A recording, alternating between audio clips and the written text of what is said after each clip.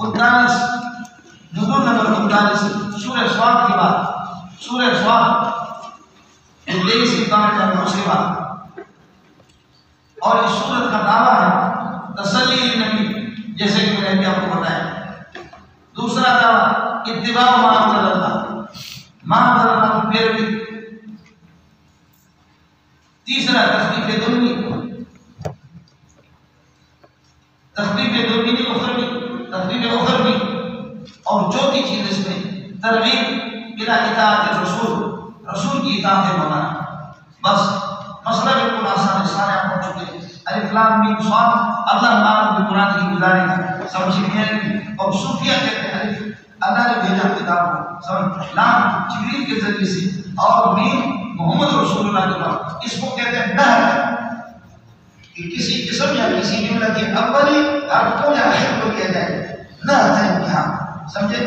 اب الف اللہ سے الف لیا تسلی نبی، اور مطلب جبریل کے آخری الف لام کو لیا، محمد کے اولی الف میم کو لیا۔ اللہ نے جبریل کے ذریعے سے محمد کو قرآن بھیجا، اور محمد کا انہیں سوال صافی القلب ہے، صاف ہو جاتا ہے، اس لیے اس کی بات ہے۔ اور سوال کا ترجمہ صوفی کیا کرتے ہیں؟ صافی القلب، صادق اور مصدوق، صادق اور مصدوق اور صافی القلب۔ اب نتیجے نکلا کہ خالق نے قرآن کو بھیجا جبریل کے ذریعے سے محمد کے پاس، کیوں؟ اس لیے کہ وہ صافی القلب ہے، دل صاف ہے۔ مولانا نبی کا دل شیشہ ہوتا ہے، قربان اور شیشے کو محمد کے دل کے مطابق۔ تو اسی ناراض تو نہیں ہونا۔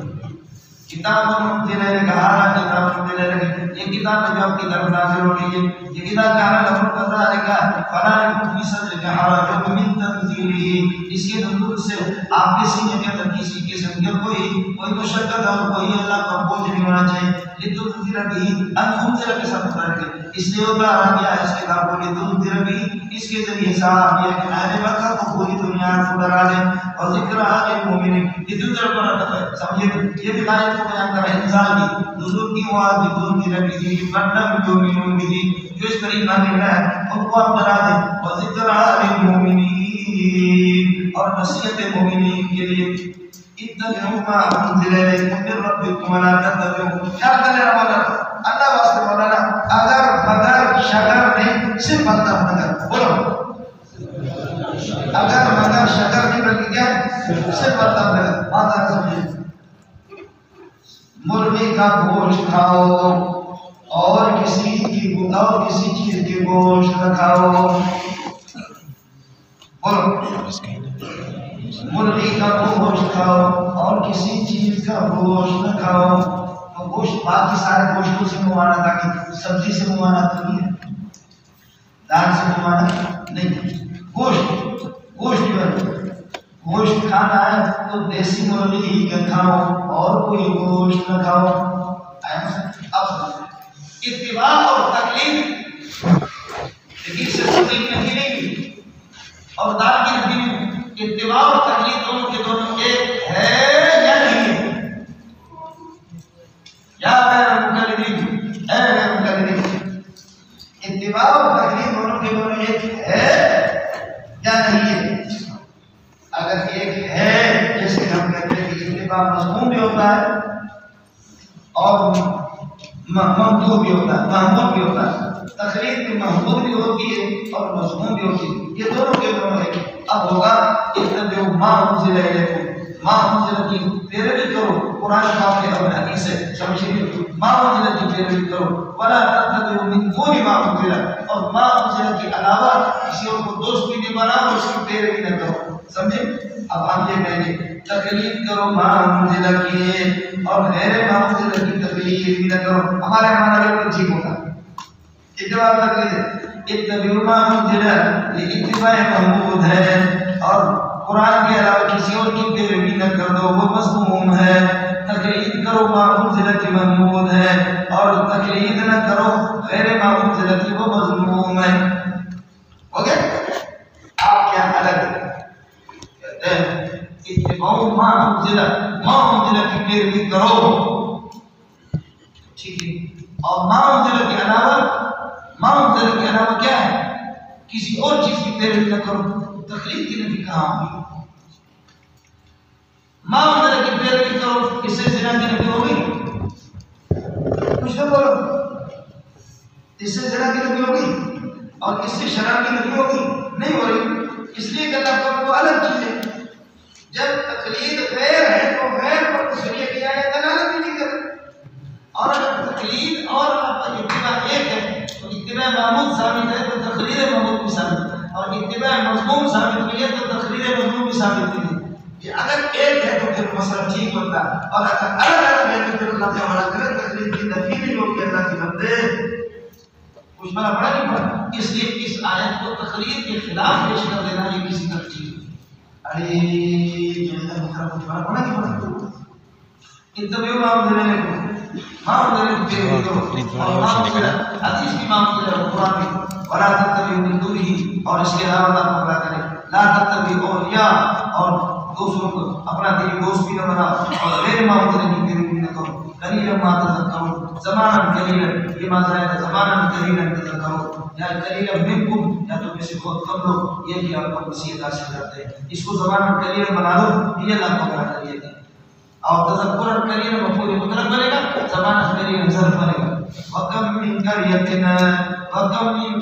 أَهْلَكْنَاهَا، کتنی بستیاں جن کو ہم نے ہلاک کر دیا، فَجَاءَ بَأْسُنَا، ہمارا عذاب آ گیا، بَيَاتًا، رات کو بائتین، رات کو سوئے ہوئے تھے، أَوْ هُمْ قَائِلُونَ، یا قیلولہ کر رہے تھے، ہمارا عذاب آ گیا۔ میرے بھائی جان ذرا سمجھ لینا، کتنی بستیوں کو ہم نے ہلاک کر دیا تو ختم ہو گیا، تو فجاء بأسنا بياتا، اب اس بستی کو عذاب آ گیا رات کو، تو اب عذاب آئے گا کہ وہ تو ہلاک تو پہلے ہو چکا ہے۔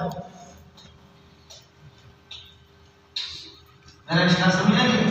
اس لیے آپ کہتے ہیں وَكَمْ مِنْ قَرْيَةٍ أَرَدْنَا إِهْلَاكَهَا، وَكَمْ مِنْ قَرْيَةٍ أَرَدْنَا إِهْلَاكَهَا، کتنی بستیاں، یہ کم محل منصوب ہے مولانا،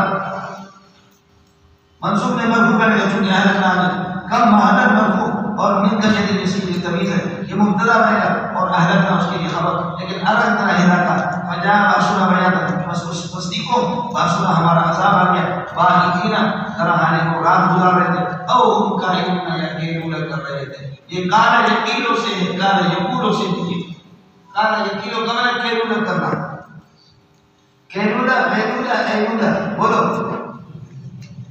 قیلولہ قیلولہ ایلولہ غیرولہ، قیلولہ یہ ابھی آپ کیا کرتے آرام کریں، کھانا کھا کر کے آرام، نماز پڑھ کر کے آرام کریں، اس میں راحت ہوتی ہے قیلولہ، اور فجر کے بعد سونا یہ ایلولہ ہے، محتاج بننا، رزق میں کمی ہوتی ہے، فجر کے بعد جو سوتا ہے اس کے رزق میں کمی ہوتی ہے، سمجھتا ہے؟